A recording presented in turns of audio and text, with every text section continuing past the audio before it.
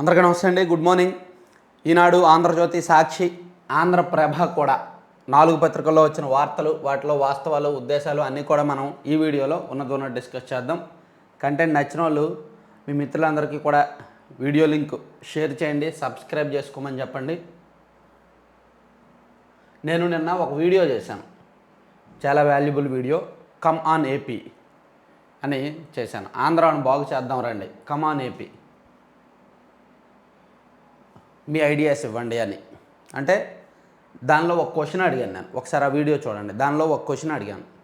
ఆంధ్రప్రదేశ్లో నూతన పారిశ్రామిక పాలసీ విధానం నిరుద్యోగులకు, నిరుపేద నిరుద్యోగులకు, సాధారణ యువతకు అనుకూలంగా ఉండాలంటే, వాళ్ళకి నచ్చినట్టు ఉండాలంటే, వెసులుబాటుగా ఉండాలంటే ఏం చేస్తే బాగుంటుంది, ఆ విధానంలో ఎటువంటి నిర్ణయాలు తీసుకుంటే బాగుంటుంది, సజెస్టివ్గా, ప్రభుత్వానికి సజెస్టివ్గా మీ ఐడియాస్ మీరు ఇవ్వండి అని చెప్పి నేను ఒక వీడియో చేశాను.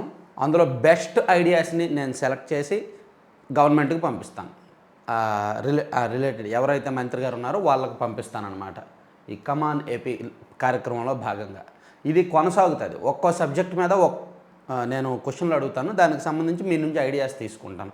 అందులో బెస్ట్ ఐడియాస్ సెలెక్ట్ చేసి నేను ప్రభుత్వ పెద్దలకు పంపిస్తాను. ఇది ఒక మంచి కాన్సెప్ట్ అని అనుకుంటున్నాను, రాష్ట్రానికి ఉపయోగపడుతుంది అనుకుంటున్నాను. అలాగే యువత దగ్గర ఉన్న ఐడియాస్ కూడా నిరుపయోగంగా వేస్ట్ అవ్వవు. సో అందరికీ వచ్చిన ఐడియాస్ ప్రభుత్వ పెద్దలకు ఇవ్వలేరు కదా. సో నేను దానికి వారధిగా వ్యవహరిస్తాను.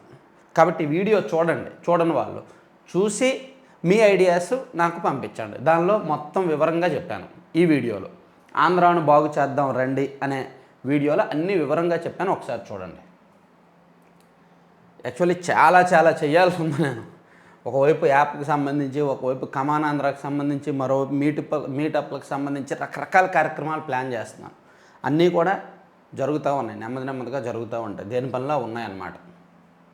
సరే, అది పక్కన పెడితే ఈనాడులో బ్యానర్ వార్త ఏమో ఖర్చులు ఇస్తే చాలు, ఇసుక ఉచితం, సీనరేజీ నిర్వహణ ఖర్చులు మాత్రమే వసూలు, నగదు లావాదేవీలు ఉండవు, డిజిటల్ చెల్లింపులే, 2019-2021 ఇసుక విధానాలు ఉపసంహరణ, త్వరలో కొత్త విధానం, అప్పటి వరకు నిల్వ కేంద్రాల్లోనిది అందజేత, ఉత్తర్వులు జారీ చేసిన ప్రభుత్వం, మొదలైన ఇసుక సరఫరా. సో రాష్ట్ర వ్యాప్తంగా ఇసుక ఉచితం. గత ప్రభుత్వం ఏంటంటే ఇసుక ఉచితంగా ఇవ్వలేదు. సో ఇక మీదట ఇసుక ఫ్రీ. ఎక్కడైనా ఇసుక ఉందంటే మీరు ఒక ట్రాక్టర్ని పంపించి తెచ్చేసుకోవచ్చు. సో అందుకు ఆ ట్రాక్టర్లో లోడ్ చేసినందుకు వాళ్ళకు లోడింగ్ ఖర్చులు ఇవ్వాలి అక్కడున్న కూలీలకి. అలాగే ట్రాక్టర్ రవాణా ఖర్చులు మీరు మాట్లాడుకోవచ్చు.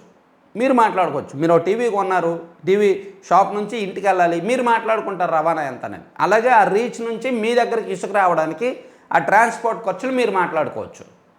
అదనమాట. సో ఇది ఎంతైనా అవ్వచ్చు. ట్రాన్స్పోర్ట్ ఖర్చులు దూరాన్ని బట్టి ఉంటుంది. 1 కిలోమీటర్ అయితే ఒక రేటు ఉంటుంది, 10 కిలోమీటర్లు అయితే మరో రేటు ఉంటుంది, 30 కిలోమీటర్లు అయితే ఇంకో రేటు ఉంటుంది.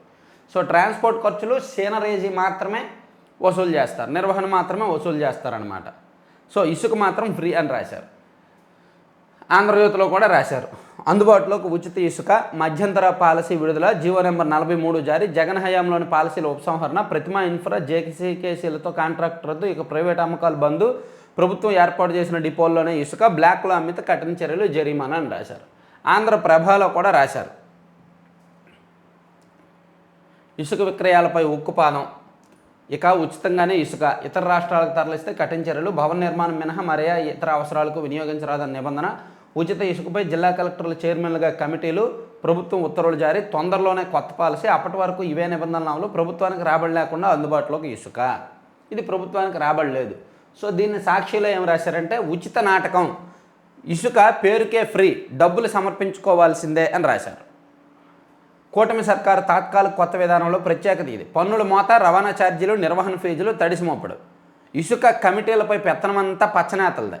రవాణా ముసుగులో బయటకు తరలించి సొమ్ము చేసుకునేస్తున్నారు. దాదాపు 40 లక్షల టన్నులు గత 40 రోజుల్లో మాయం. స్టాక్ పాయింట్ల వద్ద సగం నిల్వలను కొల్లగొట్టిన టీడీపీ నేతలు. వర్షాకాలం అవసరాలకు ముందుగా నిల్వ చేసిన గత ప్రభుత్వం. జగన్ హయాంలో ఏటా ఖజానాకు 780 కోట్ల ఆదాయం. ఖజానాకు 780 కోట్లు వచ్చిందంటే అప్పనంగా కప్పం ఒక 2000 కోట్లు వచ్చిందో, 10,000 కోట్లు వచ్చిందో. ఇదిగోండి, ఆగనంపూడి వద్ద ఇసుక ఉచితం కానీ టన్ను ధర 1394 అంటూ ఏర్పాటు చేసిన ఫ్లెక్సీ. ఇదిగోండి, ఇది రాశారు. అదేంటి ఇసుకేమో ఉచితం అంటున్నారు, కానీ టన్నుకేమో 1394 ఎందుకు వసూలు చేస్తున్నారు అనే డౌట్ వస్తుంది. ఇక్కడ నేను బేసిక్ కామన్ సెన్స్ ఒక సాధారణ పౌరుడిగా నేను ఒకటే చెప్తా, అన్న మరి టన్నుకి రేట్ అంత వసూలు చేస్తున్నారు కదా, అది ఫ్లెక్సీ పెట్టారు కదా, అది నిజమా, లేదంటే వీళ్ళు ఉచితం అంటున్నారు కదా, ఇది నిజమా అనే డౌట్ రావచ్చు మీ అందరికీ. బేసిక్ కామన్ సెన్స్తో ఒక్కటే ఆలోచించండి. గతంలో అదే ఆగనంపూడిలో అదే రీచ్ నుంచి బయటకు ఇసుక రావాలంటే టన్నుకి ఎంత తీసుకున్నారు, ఇప్పుడు ఎంత తీసుకుంటున్నారు, అది ఒక్కటే ఆలోచిస్తే చాలు. ఫర్ ఎగ్జాంపుల్ ఏలూరులో ఉన్నారు, మీకు తమిళేరు ఇసుక అవసరమైంది. తమిళేరు ఇసుక ఏ విజయరాయి నుంచో ఎక్కడి నుంచో రావాలి, ఏలూరు వరకు రావాలి. సో ఒక 10 కిలోమీటర్ల దూరం. గతంలో ఒక ట్రాక్టర్ అక్కడి నుంచి రావడానికి దాదాపుగా 7,000 అయ్యేది. ఇప్పుడు 2,000 నుంచి 3,000 మధ్యలో మాత్రమే వసూలు చేస్తారు. 2,000 నుంచి 3,000 మధ్యలో వసూలు చేస్తారు. నేను ఒక 2 సంవత్సరాల కిందటి వరకు అంటే నాకు కన్స్ట్రక్షన్ ఫీల్డ్, బిల్డింగ్ ఫీల్డ్ బాగా అలవాటు. ఎందుకంటే మా ఫ్యామిలీ మెంబర్స్ దానిలోనే ఇన్వాల్వ్ అయి ఉన్నారు, అదే బిజినెస్ కాబట్టి. ఇసుక గత ప్రభుత్వం ఉన్నప్పుడు 900, 850 నుంచి 950 బేస్డ్ ఆన్ క్వాలిటీ. దాని క్వాలిటీని బట్టి కొంచెం గరుగ్గా ఉన్నదైతే ఒక రేటు, గోదావరి ఇసుక అయితే ఒక రేటు, తమిళేరు ఇసుక అయితే ఒక రేటు, అలా ఉండేదన్నమాట రేటు. 850 నుంచి 950, 1000 రూపాయల వరకు ఉండేది టన్ను రేటు చెప్తున్నా. ఇప్పుడు టన్ను సుమారుగా నాకు తెలిసి ఒక 500 నుంచి 600 మధ్యలో ఉంటుంది. ఏది గోదావరి జిల్లాల్లో చెప్తున్నా. అదే విశాఖపట్నం జిల్లాలో ఇదే ఆగనంపూడి దగ్గర వాళ్ళు టన్నుకి నిర్వహణ ఖర్చులు, సేనరేజీ ఖర్చులు 1394 పెట్టారంటే గత ప్రభుత్వం ఉన్నప్పుడు అది 2,500 అయ్యి ఉంటుంది ఖచ్చితంగా. అంటే నేను చెప్తున్నది ఏంటి, గత ప్రభుత్వం కంటే ఇప్పుడు తక్కువ రేటుకి ఇసుక వస్తుంది. ఉచితం అంటే మొత్తం ఆశాంతం ఉచితం ఉండదు. ప్రయాణ ఖర్చులు ఉంటాయి కదా, లోడింగ్ ఛార్జీలు ఉంటాయి కదా, సో అది మాత్రం చెల్లించాలి. అది మాత్రమే చెల్లించి ఇసుక ఫ్రీగా పట్టుకెళ్ళిపోవచ్చు. ఆ ప్రయాణ ఖర్చులు, ఆ రవాణా ఖర్చులు, ఆ నిర్వహణ ఖర్చులు, లోడింగు, దీని అంతటికీ కూడా ఎంత ఖర్చు అయితే అంత. గత ప్రభుత్వంలో కూడా ఇవన్నీ ఉండేవి, కాకపోతే రేట్లో కలిపేశారు. ఇప్పుడు రేట్లో కలపలేదు. కాబట్టి మీరు ఆలోచించాల్సింది, రాష్ట్రంలో యువత అంటే మరి ఫ్రీ అంటున్నారు కదా, ఈ ఫ్లెక్సీ ఏంటి అనే డౌట్ వచ్చిన వాళ్ళు ఆలోచించాల్సింది ఏంటంటే, గతంలో ఆ ప్రాంతంలో ట్రాక్టర్ ఇసుక ఎంత కొన్నారు, ఇప్పుడు ట్రాక్టర్ ఇసుక ఎంత, మీరు అది ఆలోచించండి, ఎంక్వైరీ చేసుకోండి. నా సమాధానం, నేనున్న ఏరియాలో అయితే గతంలో ట్రాక్టర్ ఇసుక 6,000 యావరేజ్, సగటున 6,000 ఉండేది. ఒక్కోసారి 8,000కి 10,000కి కొన్న రోజులు ఉన్నాయి, ఒక్కోసారి 5,000కి కొన్న రోజులు ఉన్నాయి. కాబట్టి సగటున 6,000 ఉండేది. ఇప్పుడు ట్రాక్టర్ ఇసుక సగటున 2,000 నుంచి 2,500 ఉంటుంది. అదే తేడా, గతానికి ఇప్పటికీ అదే తేడా. అర్థమైంది కదా. ఈ రేటు ప్రాంతాన్ని బట్టి మారుతుంది.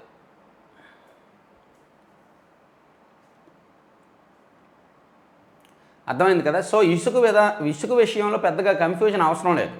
గత ప్రభుత్వం కంటే ఖచ్చితంగా ఒక 40 to 60% తేడా ఉంటుంది. గతంలో 100 రూపాయలకు కొంటే ఇప్పుడు ఖచ్చితంగా 40 రూపాయల నుంచి 60 రూపాయలకు మాత్రమే కొంటారు. ఆ ఒక్కటే మీరు పట్టుకోండి చాలు.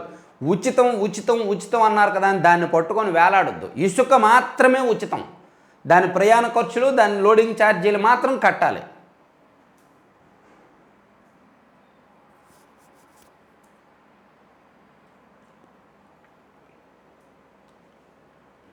నేను ఈ టీవీ ఫ్రీగా ఇస్తాను, పట్టుకుపోండి. టీవీ ధర నాకు చెల్లించొద్దు, ఇది ఫ్రీ, నాకు చెల్లించొద్దు. కానీ దీనికి మీరు ట్రాన్స్పోర్ట్ చేసుకోవడానికి ఒక 20,000 అడుగుతాడు. మీరు ఎక్కడో ఒక 200 కిలోమీటర్ల దూరంలో ఉంటారు, మీరు ఇది తీసుకెళ్ళడానికి ఒక 10,000, 15,000 అడుగుతారు. అది మీరు కట్టుకోండి. అలాగే ఇది మొయ్యడానికి ఇక్కడ నుంచి ఆ కిందకి మెట్లు దిగి కిందకి తీసుకెళ్ళి దానిలో పెట్టడానికి ఒక 5,000 అడుగుతారు కూలీలు, వెయిట్ ఎక్కువ ఉంటుంది కాబట్టి. అది కూడా మీరు కట్టుకోండి అని నేను అంటాను. అంటే దాని అర్థం ఏంటి, ఇది ఫ్రీనే కానీ ట్రాన్స్పోర్టు, లోడింగు, మొయ్యడానికి ఖర్చులు కడుతున్నారు కదా, అది కూడా ప్రభుత్వం చెల్లించదు కదా. అదేనన్నమాట కాన్సెప్ట్.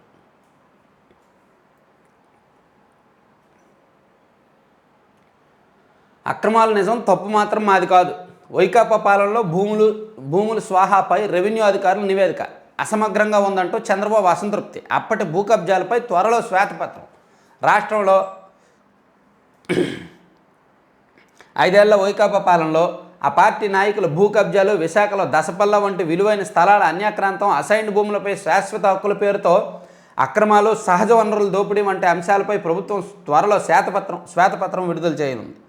దీనిపై ముఖ్యమంత్రి చంద్రబాబు సోమవారం సచివాలయంలో మంత్రులు కొల్లు రవీంద్ర, అనగాని సత్యప్రసాద్, టీజీ భరత్తో కలిసి ఆయా శాఖల అధికారులతో సమీక్షించారు. సో గత ప్రభుత్వంలో జరిగిన భూ అక్రమాల మీద నివేదిక రెడీ చేసిన రెవెన్యూ అధికారులు అక్రమాలు జరిగాయి కానీ మాకేం సంబంధం లేదు అని రిపోర్ట్ ఇచ్చారంట. అక్రమాలు జరిగాయి కానీ మాకు సంబంధం లేదు అన్నారంట. ఎందుకు? వీళ్ళు దొరికిపోతారేమో, వీళ్ళు కూడా రెవెన్యూ శాఖలోనే ఉన్నారు కదా, అంటే అధికారులు దొరకకూడదు, అక్కడ అక్రమాలు జరిగాయని చూపించాలి. సో అలా రిపోర్ట్ ఇవ్వడంతో చంద్రబాబు గారు అది కాదు విషయం, ఉన్నదన్నట్టు ఫ్యాక్ట్స్ ఏంటనేది మాకు రిపోర్ట్ ఇవ్వండి, అందులో అధికారులు కూడా ఎవరెవరు ఇన్వాల్వ్ అయ్యి ఉన్నారనేది మాకు రిపోర్ట్ ఇవ్వండి అని చంద్రబాబు గారు సీరియస్గా చెప్పడంతో, ఎందుకంటే శ్వేతపత్రం రిలీజ్ చేయడానికి కసరత్తు చేస్తున్నారు. రెవెన్యూ అక్రమాలు, భూ కేటాయింపులు, అలాగే విద్యుత్తుకు సంబంధించి కూడా నిన్న శ్వేతపత్రం రావాల్సి ఉంది, రాలేదు. రష్యాతో మరింత సుదృఢ బంధం, ప్రాంతీయ శాంతికి మద్దతుగా నిలుస్తా, మోదీ ఉద్ఘాటన, భారత ప్రధానికి ప్రత్యేకంగా విందించిన పుతిన్. నీట్ లీక్ వాస్తవమే, విస్తృతి ఎంతో తేల్చాలి, అక్రమ లబ్ధిదారులు ఎందరో గుర్తించాలి, ఈ సమాచారం ఆధారంగానే మళ్ళీ పరీక్షపై నిర్ణయం. నీట్ యూజీ వివాదంపై సుప్రీంకోర్టు తదుపరి విచారణ 11వ తేదీకి వాయిదా. సో ఇది సుప్రీంకోర్టు స్పష్టం చేసింది. నీట్ ప్రశ్న పేపర్ లీక్ అయింది. ఆ లీక్ అయిన ఎంతమందికి లీక్ అయింది, ముందుగానే ఎంతమందికి తెలిసింది? సిబిఐ ప్రాథమికంగా గుర్తించినట్టు 1500 మందికి తెలిసిందా, లేదా అంతకంటే ఎక్కువ ఒక 5000 మందికి 6000 మందికి ముందే లీక్ అయిందా అనేది తెలియాలి. అలాగా అలా లీక్ చేసినందుకు మధ్యలో ఎంత మాట్లాడుకున్నారు, ఒక్కొక్క వ్యక్తి నుంచి 30 లక్షలు తీసుకున్నారు, ఒక్కో స్టూడెంట్ నుంచి 30 లక్షలు తీసుకున్నారు అనేది ఒక టాక్ ఉంది. సో దీనిలో ఇంకా విస్తృతంగా శోధించాలి. సుప్రీంకోర్టు అయితే కన్ఫర్మ్ చేసింది, నీట్ ప్రశ్నపత్రం ముందే లీక్ అయింది అని కన్ఫర్మ్ చేసింది. సిబిఐ విచారణ జరిగిన తర్వాత సిబిఐ ఇచ్చిన నివేదిక మేరకు సుప్రీంకోర్టు ఆ విషయాన్ని స్పష్టం చేసిందన్నమాట. ఉచిత ఇసుక కోసం లారీల బారులు.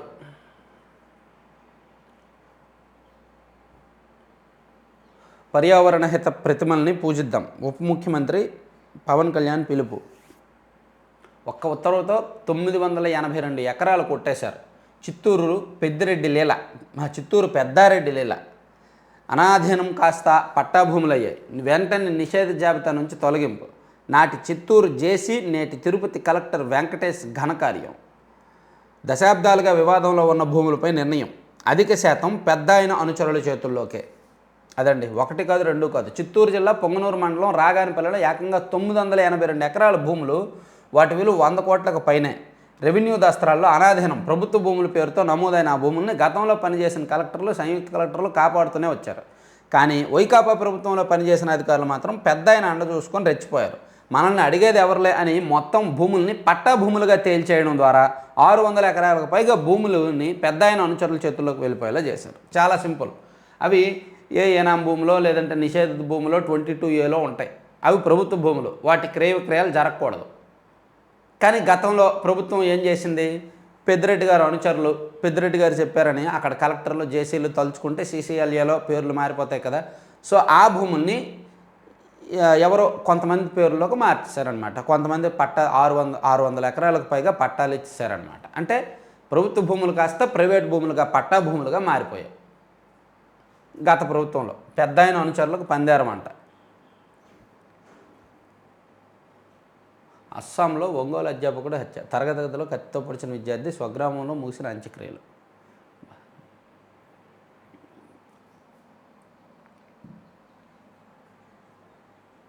స్వయం సమృద్ధితే రక్షణ, జలవనరులకు నష్టం దేశానికి కష్టం, దేశ ఆర్థికానికి కష్టం.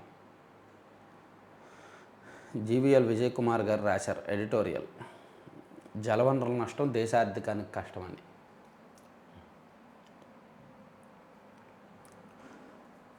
ఒక్క మెసేజ్ పెట్టండి, వెంటనే స్పందిస్తా. యువతకు మంత్రి లోకేష్ భరోసా. లోకేష్ గారు తీసుకుంటున్న కొన్ని నిర్ణయాలు చాలామంది లైఫ్ని, జీవితాలను మార్చేసేయండి. బాగుంది ఇది. నేను లోకేష్ గారు విద్యాశాఖ మంత్రిగా ఒక అద్భుతం చేశారు. అది నేను నెక్స్ట్ వీడియోలో ఎక్స్ప్లెయిన్ చేస్తాను. కొంతమంది జీవితాలని మార్చేశారు. చాలా తక్కువ టైంలో ఆయన ఆలోచన, ఆయన ఇన్వాల్వ్ అవుతున్న తీరు, ఆయన స్టడీ చేస్తున్న తీరు అదంతా కూడా బాగుందన్నమాట. నేను ఒకసారి మంత్రి చొరవతో జాతీయ స్థాయి విద్యా సంస్థలో ఐఐటి, ఎన్ఐటి, ట్రిపుల్ ఐటీల్లో సీట్లు సాధించిన 25 మంది దివ్యాంగ విద్యార్థులు ఆయన కృతజ్ఞతలు తెలిపేందుకు ఉండవల్లి నివాసంలో కలిశారు. ఇది మంచి విషయం. అది ఏం చేశారా ఆయన అనేది నేను మళ్ళీ చెప్తాను, క్లియర్గా చెప్తాను. మైనింగ్ దోపిడీ వివరాలు సిద్ధం చేయండి, అధికారులకు సీఎం చంద్రబాబు నిర్దేశం. వామ్మో, మైనింగ్ దోపిడీ వివరాలు సిద్ధం చేయాలంటే దస్తరాలు రెడీ అవుతాయి, బీభత్సంగా రెడీ అవుతాయి. గత ప్రభుత్వ హయాంలో జరిగిన మైనింగ్ అక్రమాల మీద రిపోర్ట్ రెడీ చేస్తున్నారంట. తిరుమలపై మాట్లాడే అర్హత మీకు ఎక్కడిది? చంద్రబాబును విమర్శించే నైతికత ఉందా? కాకానిని నిలదీసిన సోమిరెడ్డి. సీఈఓ బాధ్యతల నుంచి ముఖేష్ కుమార్ మీనా రిలీవ్. 3 డైరెక్ట్ ఐఏఎస్ల పేర్లు పంపాలని రాష్ట్రానికి ఈసీఐ సూచన. వైకాపా నేతల భూ కబ్జాలు వెలికి తీయాలి, రెవెన్యూ సిబ్బందికి మంత్రి రాంప్రసాద్ రెడ్డి ఆదేశం. రాయచోట్ల 2000 కోట్ల స్థలాలు కొట్టేశారని ఫిర్యాదు. వైకాపా నాయకులు ఆక్రమించిన ప్రభుత్వ పేదల భూములకు సంబంధించి రికార్డులు వెంటనే సిద్ధం చేయాలని మంత్రి మండిపల్లి రాంప్రసాద్ రెడ్డి అధికారులను ఆదేశించారు. ఇది కూడా చాలా పెద్ద లిస్ట్ వస్తుంది. జిల్లాల వారీగా, నియోజకవర్గాల వారీగా, మండలాల వారీగా, గ్రామాల వారీగా, ప్రతి గ్రామంలో కూడా ఎక్కడో దగ్గర భూ ఆక్రమణలు జరిగాయి. వాటన్నింటినీ కూడా రెడీ చేయాలంటే ఒక రూమ్ అంతా ఈ రిపోర్టులతోనే నిండిపోద్ది.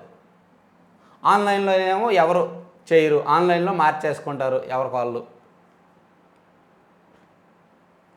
తిథిదేన అక్రమాలకు అడ్డాగా మార్చుకున్నారు. ధర్మారెడ్డి, బొమ్మన కరుణాకర్ రెడ్డిలపై చర్యలు తీసుకోవాలి, సీఎస్కు తెదేపా నేతలు ఫిర్యాదు.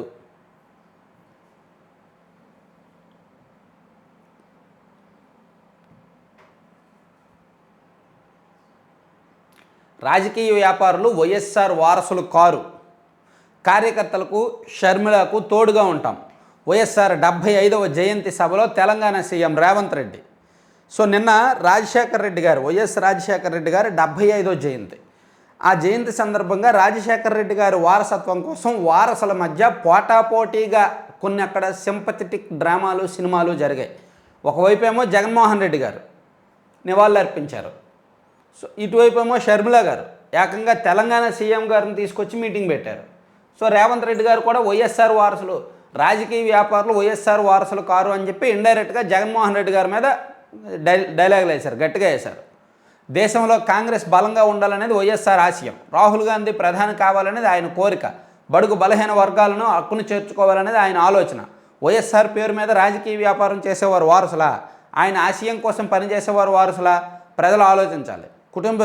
కుటుంబ సభ్యులు అయినంత మాత్రాన వారసత్వం రాదు, ఆశయాలను మోసినప్పుడే వారసత్వం వస్తుంది.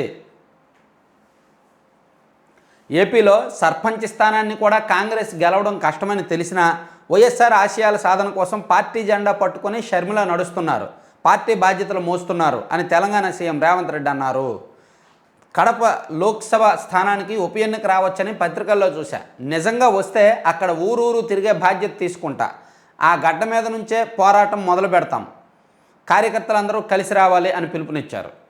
సో ఒక గాసిప్ ఉంది కదా, కడప ఎంపీగా అవినాష్ రెడ్డి గారు రాజీనామా చేస్తారు, జగన్మోహన్ రెడ్డి గారు పోటీ చేస్తారని. నిజంగా అదే జరిగితే ఇక్కడ కాంగ్రెస్ని గెలిపించే బాధ్యత నేను తీసుకుంటానని చెప్పి రేవంత్ రెడ్డి గారు చెప్పారనమాట. సో మొత్తానికి రాజకీయ వ్యాపారులు వైఎస్ఆర్ వారసులు కాదు అనే డైలాగ్ ఉందో చూసారా, అది హైలైట్. అది ఇక కంటతడి పెట్టిన వైఎస్ విజయమ్మ వైఎస్ఆర్ జయంతి కార్యక్రమంలో జగన్ను హత్తుకుని భావోద్వేగం. ఇడుపులపాయలో వేరువేరుగా జగన్ను, షర్మిల కుటుంబ సభ్యులు నివాలి. సో నిన్న అక్కడ సినిమా జరిగిందంటే అది పక్కన పెడదాం, కంటతడి పెట్టడం సహజం. తర్వాత జగన్ స్మార్ట్ గుట్టు వీడింది, అనుబంధ పరికరాల ధరల అడ్డగోలు, గుత్తేదారుకు దోచిపెట్టిన జగన్ అనుకో, షిరిడీ సాయి కోసం టెండర్ నిబంధనల్లో మార్పు, ఈనాడు పరిశోధనలో వాస్తవాలు వెలుగులోకి. ఇదిగోండి, ఇప్పుడు స్మార్ట్ మీటర్లో కొన్ని అనుబంధ పరికరాలు ఉంటాయి కదా, దానికి మామూలుగా మార్కెట్ రేట్ ఎంత ఉంది, షిరిడీ సాయి కాంట్రాక్ట్ ఎంత ఇచ్చారో చూద్దాం. ఎస్ఎంసి బాక్స్ 950 రూపాయలు మార్కెట్ రేట్ ఉంటే వీళ్ళు కాంట్రాక్ట్ ఏమో 4997 ఇచ్చారంట. అంటే దాదాపుగా 4000 రూపాయలు అప్పనంగా ఇచ్చారు. ఫిక్సింగ్ బోర్లు మార్కెట్ రేట్ 150 రూపాయలు ఉంటే వీళ్ళు 515 రూపాయలు ఇచ్చారంట. బ్యాక్ క్లాంప్ 396 రూపాయలు మార్కెట్ రేట్ ఉంటే వీళ్ళు 743 రూపాయలకి ఇచ్చారంట. అలా ప్రతిదీ కూడా మార్కెట్ రేటు కంటే ఎక్కువకి అదనంగా ఇచ్చారు. ఆ ఇచ్చిన అదనంగా అదంతా కూడా బొక్కిందే, అదంతా కూడా మెక్కిందే, అదంతా కూడా తలా కొంత పంచుకున్నదే. అలా షిరిడి సాయికి లబ్ధి చేశారు. షిరిడి సాయి అనే ఒక చిన్న సంస్థను పెద్ద సంస్థగా మార్చేశారు. చాలా తక్కువ లిమిటెడ్ ఇన్కమ్, లిమిటెడ్ పనులు మాత్రమే చేయగలిగే ఒక ఎలక్ట్రికల్ సంస్థను దేశంలోనే టాప్ ఎలక్ట్రికల్ కంపెనీగా మార్చేసింది గత 5 ఏళ్లలో వైసీపీ ప్రభుత్వం. వందల కోట్ల టర్నోవర్, లక్షల్లో టర్నోవర్ ఉన్న కంపెనీ కాస్త 100 కోట్ల టర్నోవర్ సాధించిన కంపెనీగా అయిపోయింది గత 5 ఏళ్లలో షిరిడి సాయి. ఆ షిరిడి సాయికి గత ప్రభుత్వం ఇచ్చిన టెండర్లు, గత ప్రభుత్వం చేసిన లబ్ధి మీద ఈ ప్రభుత్వం మరీ డెప్త్గా వెళ్తాదా లేదా అనేది చూడాలి. ఎందుకంటే వాళ్ళు ఈ ప్రభుత్వానికి ఇప్పుడు అధికారంలో ఉన్న పార్టీకి కూడా ముడుపులు ఇచ్చారు. 40 కోట్ల వరకు ముడుపులు ఇచ్చారు. తీసుకున్నది తెలుగుదేశం పార్టీ అవసరాల కోసం చెయ్యి చాపింది. కాబట్టి వీళ్ళు షిరిడి సాయి అక్రమాలు బయట పెడతారా లేదా అనేది అయితే చూడాల్సి ఉంది. ఎందుకంటే పాపాల్లో వాటా తీసుకున్నారు కదా, పాపాల్లో వాటా తీసుకుంటున్నప్పుడు వాళ్ళ పాపాన్ని బయటకు ఎలా పెడతారు? అంతే కదా. అక్కడ ₹1,00,000 అవినీతి జరుగుతుంది, వీళ్ళు వెళ్ళి అరే నాకు 20,000 ఇవ్వడరా అని వాటా తీసుకున్నారు. సో వీళ్ళు ఎలా ₹1,00,000 అవినీతిని బయట పెట్టగలరు? బయట పెట్టలేరు కదా. సో ఏం జరుగుద్దో చూడాలి. తర్వాత మెగా కోసమే మెగా అంచనాలు. మచిలీపట్నం పోర్టు పనులు 1,868 కోట్లకు చేస్తామన్న నవయుగ 5,515 కోట్లకు పెంచేసిన జగన్ ప్రభుత్వం. అర్హత లేకపోయినా మేఘాకు అప్పగింత. ఇది అంతా అంటేనండి, మేఘా కోసము, షిరిడి సాయి కోసము, ఇండోసోల్ కోసము, గ్రీన్కో కోసము, కొన్ని అనుకూల కంపెనీల కోసము నిబంధనలు మార్చేసి అడ్డగోలుగా వాళ్ళకి ఇచ్చేశారు. ఇచ్చేసిన దానిలో 1,000 కోట్ల టర్నోవర్, ₹1,000 రావాల్సిన దాన్ని 5,000కి 10,000కి పెంచేసి ఇచ్చేశారు. ప్రభుత్వ డబ్బులేగా పోతే పోనే, మీరు వెనక వైపు నుంచి నాకు ఇచ్చేయండి. ఎంత ఎంత చీప్ స్కామ్లు తెలుసా? ఎంత చండాలమైన స్కామ్లు అవి. డయాఫ్రమ్ వాళ్ళను పునర్నిర్మించాలని జగన్ గతంలోనే సూచించాం. సరే, ఇవన్నీ ఈనాడులో వార్తలు. సాక్షి చూసుకుంటే వైఎస్ఆర్కు ఘననివ్వాలి. ఇడుపులపాయలో వైఎస్ జగన్మోహన్ రెడ్డి ప్రత్యేక ప్రార్థనలు. కష్టాలు కొద్ది కాలమే, దేవుడి దయతో ధైర్యంగా ఎదురిద్దాం. 75వ జయంతి వేడుకలకు రాష్ట్ర వ్యాప్తంగా పోటెత్తిన అభిమానులు, కార్యకర్తలు. ఏంటి పోటెత్తారా? అభిమానులు కార్యకర్తలు పోటెత్తారా? పోటెత్తడం అంటే ఏంటి తెలుసా? అసలు ఎక్కడ కూడా హడావిడే కనిపించలే. నాకు ఆశ్చర్యం అనిపించింది. నేనైతే స్టేటస్ కూడా పెట్టా. నేను నిన్నగాక మొన్న రాత్రి ఒక స్టేటస్ పెట్టా. రాబోయే 24 గంటలు కూడా రాష్ట్రంలో సుక్కల్లోకి ఎక్కినాడు సక్కనోడు అనే పాట ఎక్కడికెక్కడ వినిపిస్తుంది, ఊరు వాడ వినిపిస్తుంది, ఎవరు ఆశ్చర్యపోవద్దు అని. ఎందుకు? రాజశేఖర రెడ్డి గారి నివాళుల సందర్భంగా అదే జరుగుద్ది. ఎక్కువ ఆ పాటలు పెడుతుంటారు. ఆ 2 పాటలు బాగా పెడతారు. కానీ నిన్న హడావుడి నాకు కనిపించలే. ఎక్కడా కూడా పెద్ద సందడి కనిపించలేదన్నమాట. వీళ్ళేమో పోటెత్తిన జనం అని రాశారు, పోటెత్తిన కార్యకర్తలు అని రాశారు. ఇదిగో కడపలో ఫోటో వేశారు. మరి పోటెత్తితే, రాష్ట్ర వ్యాప్తంగా పోటెత్తితే ఆ పోటెత్తిన ఫోటోలు ఏవి వెయ్యాలిగా. సాదాసీదాగా నిర్వహించారంతే. నేనే షాక్ అయ్యా. నేను అనుకున్నా గట్టిగా నిర్వహిస్తారు, ఎంతైనా ఓడిపోయారు కదా, కాబట్టి రాజశేఖర రెడ్డి గారి మీద అభిమానం పుట్టుకొచ్చేస్తుంది. కాబట్టి ఇప్పుడు ఈరోజు గట్టిగానే జరుగుతాయి అనుకున్నా, కానీ గట్టిగా జరగల. సంక్షేమం, సాధికారిత, ఏపీ అభివృద్ధిపై ఎస్బీఐ రీసెర్చ్ నివేదిక ప్రశంసలు. ఆంధ్రప్రదేశ్లో గత 5 ఏళ్లలో సగటు వార్షిక ఆదాయ వృద్ధి 12%, రెవెన్యూ రాబడిలో 11%, సంక్షేమ పథకాలకు వ్యయం. ఏటా 47 లక్షల మంది పిల్లలకు జగనన్న విద్యా కానుక, అమ్మఒడితో తల్లుల ఖాతాల్లోకి. ఏమండి, వీళ్ళు ఇచ్చిన పథకాలకు ఒక నివేదిక ఎస్బీఐకి ఏం పని లేదేంటి? ఎస్బీఐ రీసెర్చ్కి ఏం పని లేదు? అదో రీసెర్చ్ చేయాలా? ఈ ప్రభుత్వం అమలు చేసిన పథకాలు సాధారణ అందరికీ తెలుసు. అమ్మఒడి ఎంత ఇచ్చారో, ఎంతమందికి ఇచ్చారు, జగనన్న విద్యా కానుక ఎంత ఇచ్చారు, ఎంతమందికి ఇచ్చారు, అది అందరికీ తెలిసిందే. దాని మీద ఒక రీసెర్చ్ అని పేరు ఎందుకు? ఇంటర్నల్గా ఏమైనా జరిగితే చేయాలి. అమ్మఒడి తీసుకున్న తల్లులు లేదా అమ్మఒడి తీసుకున్న బిడ్డలు 5 సంవత్సరాల క్రితానికి ఈ 5 ఏళ్లలో సాధించిన పురోగతి మీద ఏమైనా ఆర్టికల్ చేస్తే చేయాలి, రీసెర్చ్ చేస్తే చేయాలి. అది తీసుకొని బాగుపడిన వాళ్ళు, ప్రభుత్వం ఇచ్చే సంక్షేమ పథకాల ద్వారా వాళ్ళ ఆర్థిక పురోగతి పెంచుకున్న వాళ్ళు, వాళ్ళ జీవనశైలి మార్చుకున్న వాళ్ళు, బాగుపడిన వాళ్ళు ఎవరైనా ఉంటే అది రిపోర్ట్ రూపంలో ఇవ్వాలి. అలా కాకుండా ఈ లెక్కలు మాకు ఎందుకు? లెక్కలు మాకు తెలియదా? ఎంతమందికి ఇచ్చారో, ఎంత ఇచ్చారో తెలియదా? ఈ రిపోర్ట్లే మిగిలే. మనకు మిగిలింది మాత్రం ఇదిగో 11. ఈ ఫ్యాన్సీ నెంబర్ మిగిలింది, 1 ఫ్యాన్సీ నెంబరు. రెవెన్యూ రాబడిలో 11% సంక్షేమ పథకాలకు వేయమంట. ఇదిగోండి ఫ్యాన్సీ నెంబర్. ఇది మాత్రం మిగిలింది మనకి. ఇది ఎంత కష్టపడి ఎంత చేస్తే ఈ ఫ్యాన్సీ నెంబర్ మనం ఎందుకు మిగులుద్ది? ఈ డప్పు వార్తలు, భజన వార్తలు కాకపోతే. గతంలో ఎప్పుడంతే టైమ్స్ నౌ వాళ్ళ నివేదిక నెలకొకసారి సాక్షిలో రాస్తారు, నెలకోసారి వాళ్ళు రిపోర్ట్ చేస్తారు. ఇదిగో టైమ్స్ నౌ సర్వే. ఇప్పటికిప్పుడు ఆంధ్రప్రదేశ్లో ఎన్నికలు జరిగితే 24-25 ఎంపీ సీట్లు వైసీపీకే అని రాశారు. ఎన్నికలకు 2 ఏళ్ల ముందు నుంచి వాళ్ళు నెలకో సర్వే రిలీజ్ చేశారు. ఎందుకంటే వాళ్ళ పేమెంట్, వాళ్ళకి 12 కోట్లు ఎంతో పేమెంట్ అంట. ఆ పేమెంట్కి న్యాయం చేశారు. ఈ ఎస్బీఐ రీసెర్చ్ వీళ్ళకేం పని లేదేమో, వీళ్ళు కూడా ఎప్పటికప్పుడు ఇలాగే ఉంటాయి వీళ్ళ రిపోర్ట్లు కూడా. చివరికి ఆ ఫ్యాన్సీ నెంబర్తో సరిపెట్టుకోవాల్సి వచ్చింది. నాకే బాధ వేస్తుంది, కడుపు తరుక్కుపోతుంది. కనీసం ఒక 60-70 సీట్లు రావాలి కదా, అట్లీస్ట్ ఒక 55 సీట్లైనా రావాలి కదా. వస్తే గట్టి ప్రతిపక్షంగా ఉంటారు కదా. తప్పులు చేశారు, ఓడిపోతారు. ఆ ఓడిపోవడానికి కొంచెం చెప్పుకోదగిన విధంగా ఓడిపోతే బాగుండేది. బలమైన ప్రతిపక్షంగా ఉంటే బాగుండేది. మరి 11 ఏంటండి? సంక్షేమాభివృద్ధి సారథి వైఎస్ఆర్, రాష్ట్ర వ్యాప్తంగా మహానేత జయంతి ఉత్సవం అని చెప్పి పోటెత్తిన భక్తులు, పోటెత్తిన వాళ్ళు అని రాశారు. పోటెత్తిన ఫోటోలు లేవు. నేను ఆ ఫోటోల కోసం వెయిట్ చేస్తాను. ప్రజల పక్షాన పోరాటానికి సిద్ధమే. లోటుపాట్లు సరి చేసుకుంటూ పార్టీ బలోపేతానికి అందరం పనిచేద్దాం. వైఎస్ఆర్ ఆశయ సాధన కోసం వైఎస్ జగన్ ఎంతో కృషి చేస్తున్నారు. హామీలు నెరవేర్చడం కష్టమని అప్పుడే చంద్రబాబు సన్నాయి నొక్కులు. వైఎస్ఆర్సీపీ ప్రధాన కార్యదర్శి సజ్జల రామకృష్ణారెడ్డి పార్టీ కేంద్ర కార్యాలయంలో ఘనంగా వైఎస్ఆర్ జయంతి. వైఎస్ రాజశేఖర రెడ్డి గారి జయంతి నిన్న ఉన్నంతవరకు బాగానే చేశారులే. సో ఇవన్నీ సాక్షి వార్తలు. ఆంధ్రజ్యోతిలో చూసుకుంటే నీట్ లీకేజెస్ స్పష్టం, ఓకే. తర్వాత చెడతిరువుడు ఇరగదీసిన సీఎం సలహాదారు ఇన్నోవా ఏప్రిల్ నెలలో 14,962 కిలోమీటర్లు, సగటున రోజుకు 500 కిలోమీటర్ల ప్రయాణం. ధనుంజయ రెడ్డి పేరుతో మంజూరు. ఎన్నికల కోడ్ను ఉల్లంఘించి వాడకం. ఎన్నికల ముందు ఎక్కడెక్కడికి తిరిగారు, డబ్బులు చేరవేశారు. నియోజకవర్గాల వారీగా డబ్బులు పంచారు. డబ్బులు కట్టలు తీసుకెళ్ళి ఆ నియోజకవర్గాల్లో అభ్యర్థులకు ఇచ్చారు. చాలా సింపుల్. దాని గురించి ఇంకా ప్రత్యేకంగా ఏముంది? ఇప్పుడు అది ఎన్నికలకు ముందు ఏప్రిల్ నెలలోనే రాష్ట్ర వ్యాప్తంగా అన్ని నియోజకవర్గాలకు కూడా డంప్ చేశారు. వీళ్ళేమో మే నెలలో పోలింగ్కి 1 వీక్ ముందు వరకు టీడీపీ వాళ్ళు ఇవ్వలేకపోయారు. కానీ వైసీపీ వాళ్ళు మాత్రం ఎన్నికలకు ఒక నెల రోజుల ముందే డబ్బులు అందరు అభ్యర్థులకు చేరవేశారు. ఒక్కో నియోజకవర్గానికి 20, 25, 30 లెక్క ఇచ్చారు. సో అది ఈ వెహికల్ ద్వారానే పంపించారు అనేది ఇండైరెక్ట్గా రాశారు. డబ్బు మూటలు చేరవేసేందుకే వాడారా, ఇంకా ఇలా ఇంకెన్ని సీఎంఓ వాహనాలు ఉన్నాయి, విచారంతోనే అసలు విషయం అని చెప్పి ఇదిగోండి. ఏపీ 16 TG 0001 ఇన్నోవా ఏప్రిల్ నెలలో 14,962 కిలోమీటర్లు తిరిగినట్లుగా నిర్ధారిస్తూ బిల్లుకు సలహాదారు కార్యాలయం ఇచ్చిన ధృవీకరణ పత్రం. అది ఒక ఇన్నోవా కారు ఏప్రిల్ నెలలో 14,962 కిలోమీటర్లు తిరిగింది. అన్నీ అంటే రోజుకి 500 కిలోమీటర్లు ఒక్క తిరగాల్సిన అవసరం ఏముంది?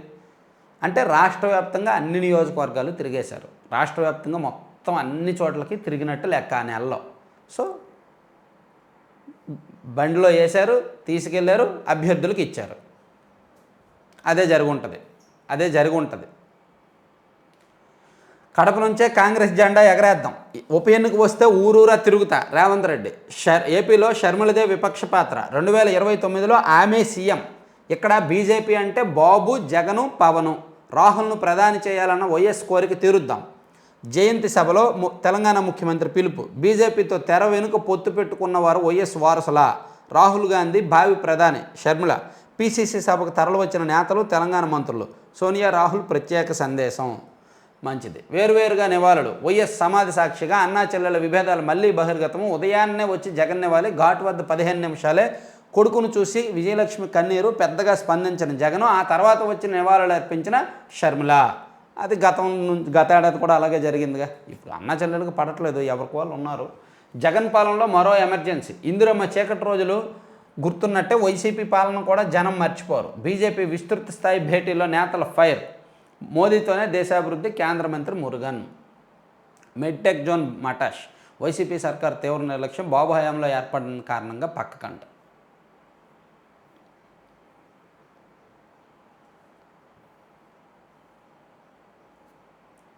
తర్వాత ఇసుక.